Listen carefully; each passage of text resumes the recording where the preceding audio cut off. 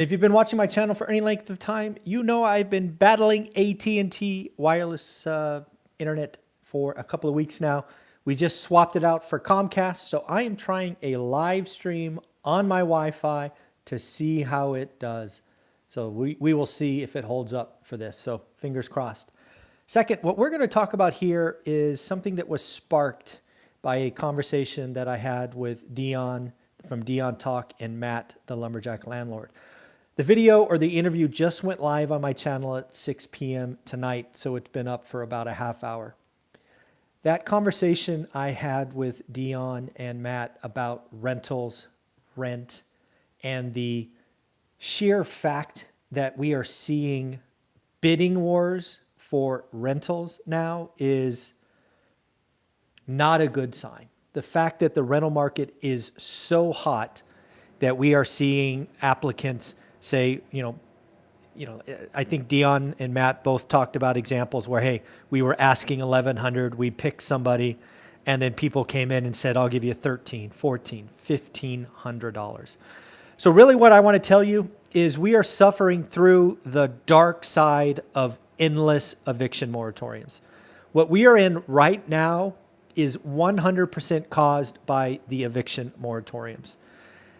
And I just want to run through what's happening now because we are going to be experiencing this probably for the next year. And here's the deal. The eviction moratorium is akin to rent control. Rent control, you can look up San Francisco, New York, and understand that when rent control is adopted, the tenants that receive rent control benefit the most. What happens over time is tenants don't move, rents, and they just stay. And it's the future tenants that don't have the opportunity because of that rental unit to move in have to pay more. And also there's less available. So what we are seeing right now because of the eviction moratorium is we have lots of units that are not currently available into the market for people that want to pay. And they're having to select from smaller and smaller quantities. That is a reality right now. I don't know what the percentage is. It's 5, it's 10, it's 15% of units. But there is a large portion of units that would be available if we did not have the eviction moratorium going on today. Second thing you are experiencing or will experience very, very shortly. Many legacy mom and pop landlords have had enough. The eviction moratoriums in some areas have been going on 16, 18, perhaps as long as 2 years. And folks, whether you want to admit it or not, there are plenty of tenants gaming the system. Yes, some people need help and some people deserve help. The help is out there. But when you are a tenant that refuses to fill out paperwork because you are flipping the middle finger to your landlord, that helps no one. That just makes the situation worse. And yes, folks, there are tenants that are refusing to fill out paperwork simply because they know if they don't, the landlord doesn't get paid. That's not going to end well in the long term. So what's going to happen to these mom and pop landlords is they are going to sell their properties. When this eviction moratorium is over, you are going to see a lot of people displaced. They are going to clean up their units. And folks, they are not going to sell to investors. They are going to sell to owner occupants. Why? Owner occupants pay more. We are going to lose affordable rentals. There will be markets where affordable rentals go down 10, 15%. This is going to be a problem, and lots of the politicians are going to start screaming about affordable units, and they cause this problem. So good luck. Second, not only are we going to see units drop, but we are already seeing this in that video with Matt and Dion frightened me. You probably saw me in that interview if you watched it being visibly taken back.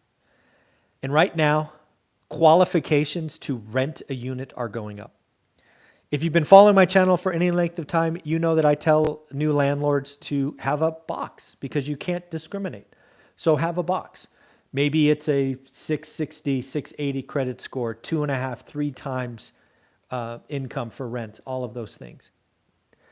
Guess what, folks? If you are in control of a supply that is dwindled, you can raise your qualifications. Maybe you used to slide at 660 or 670 credit score. Why not go 740? Why not go 4 times rent, not 3? Landlords have the right to set the criteria, and they are going to raise it. They are going to tighten, and they are not going to cut anybody a break going forward. They have learned that that doesn't work. They want the best chance of collecting rent, and thus they are going to raise qualifications. And number 3, rents. Rents are going to go up. Rents are already going up. We looked at the data today because we pulled up the CNBC article. Rents in a 1-bedroom, 1-bath are up 7%. They're up 9% in 2 bedrooms. Folks, single-family homes are likely up 11, 12%. And they're only going to go up from here. It would not shock me that if rents in single-family homes are up 25 to 30%. Supply going down, people wanting them more because houses are more expensive. Guys, guess what? If housing is more expensive, more people don't get yes answers from the bank, they still want to rent a house. More space, place for their kids to play, place for their dogs, cats. Rents are going to go up. Rents are going to go up. So the reality is future tenants are going to pay up and have less choices. But the current tenants, the tenants that are playing games today, I don't know what to tell you, but you're going to have to downgrade. You are likely going to have to move, perhaps even to a new city. You're certainly not going to have the same quality of rental you have today. If you've been playing your landlord and have a $10,000, $15,000, $20,000 judgment coming,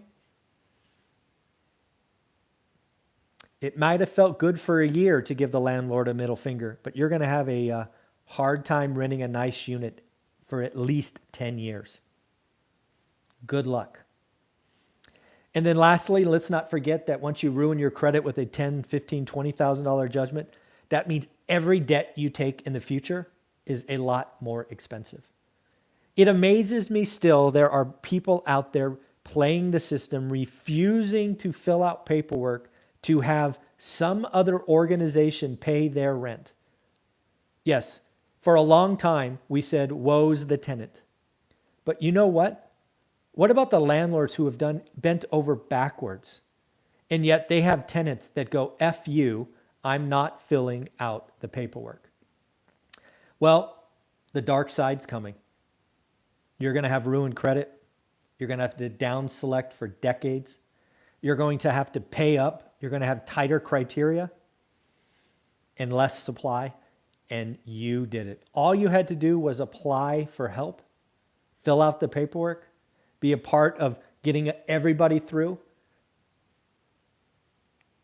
Karma's coming. Karma is coming. So in the end, folks, do me a favor, watch that interview from Dion and Matt. It just came out at 6 o'clock. I think it's called Bidding Wars for Rentals or something. It's one of those videos that kind of frightened me a little bit because I can see what's coming.